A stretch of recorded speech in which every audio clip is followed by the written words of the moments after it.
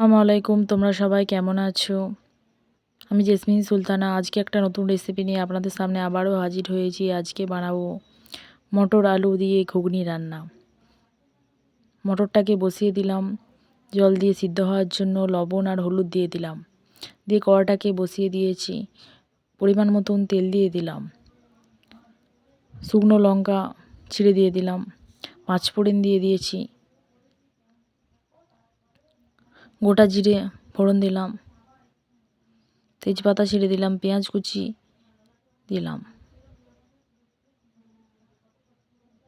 কড়ার মধ্যে দিয়ে ভালোভাবে লবণ, হলুদ গুঁড়ো, লঙ্কা গুঁড়ো, জিরে গুঁড়ো,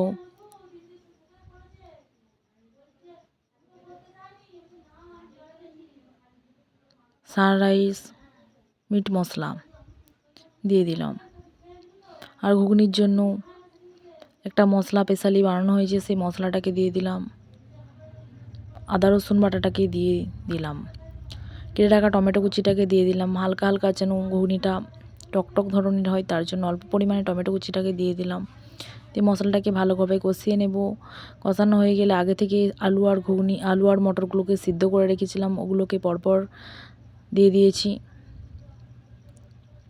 ভালো করে উল্টে পাল্টে কষিয়ে নেব। কষানো হয়ে আসলে পরিমাণ মতন জল দিয়ে দেব, যেন ভালোভাবে সেদ্ধ হয়ে যায়।